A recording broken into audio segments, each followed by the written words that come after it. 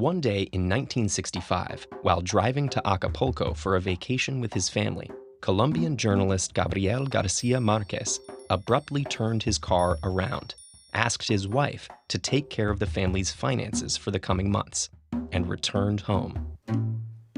The beginning of a new book had suddenly come to him. Many years later, as he faced the firing squad, Colonel Aureliano Buendia was to remember that distant afternoon when his father took him to discover ice. Over the next 18 months, those words would blossom into 100 Years of Solitude, a novel that would go on to bring Latin American literature to the forefront of the global imagination, earning Garcia Marquez the 1982 Nobel Prize for Literature. What makes 100 Years of Solitude so remarkable? The novel chronicles the fortunes and misfortunes of the Buendia family over 7 generations. With its lush, detailed sentences, large cast of characters, and tangled narrative, 100 Years of Solitude is not an easy book to read, but it's a deeply rewarding one, with an epic assortment of intense romances, civil war, political intrigue, globe-trotting adventurers, and more characters named Aureliano than you'd think possible. Yet this is no mere historical drama. 100 Years of Solitude is one of the most famous examples of a literary genre known as magical realism. Here, supernatural events or abilities are described in a realistic and matter-of-fact tone, while the real events of human life and history reveal themselves to be full of fantastical absurdity. Surreal phenomena within the fictional village of Macondo intertwine seamlessly with events taking place in the real country of Colombia. The settlement begins in a mythical state of isolation, but is gradually exposed to the outside world, facing multiple calamities along the way. As years pass, characters grow old and die, only to return as ghosts, or to be seemingly reincarnated in the next generation. When the American Fruit Company comes to town, so does a romantic mechanic who is always followed by yellow butterflies. A young woman up and floats away. Although the novel moves forward through subsequent generations, time moves in an almost cyclical manner. Many characters have similar names and features to their forebears, whose mistakes they often repeat.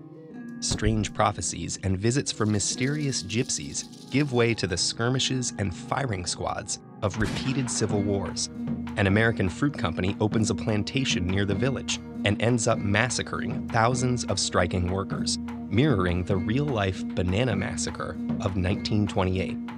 Combined with the novel's magical realism, this produces a sense of history as a downward spiral the characters seem powerless to escape. Beneath the magic is a story about the pattern of Colombian and Latin American history from colonial times onward. This is a history that the author experienced firsthand. Gabriel Garcia Marquez grew up in a Colombia torn apart by civil conflict between its conservative and liberal political parties. He also lived in an autocratic Mexico and covered the 1958 Venezuelan coup d'etat as a journalist. But perhaps his biggest influences were his maternal grandparents. Nicolás Ricardo Marquez was a decorated veteran of the Thousand Days War, whose accounts of the rebellion against Colombia's conservative government led Gabriel Garcia Marquez to a socialist outlook. Meanwhile, Doña Tranquilina Iguarán Cortez's omnipresent superstition became the foundation of 100 Years of Solitude's style. Their small house in Aracataca, where the author spent his childhood, formed the main inspiration for Macondo.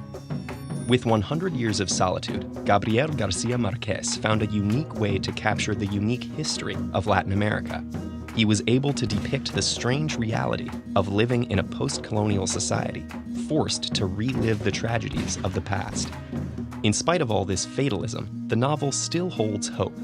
At his Nobel lecture, Garcia Marquez reflected on Latin America's long history of civil strife and rampant iniquity. Yet he ended the speech by affirming the possibility of building a better world, to quote, "where no one will be able to decide for others how they die, where love will prove true and happiness be possible." and where the races condemned to 100 years of solitude will have, at last and forever, a second chance on Earth. Are you ready to dive into Gabriel Garcia Marquez's masterpiece? You can download an audio version of 100 Years of Solitude for free by visiting audible.com/TedEd. Every free trial created through that link helps support TedEd's nonprofit mission.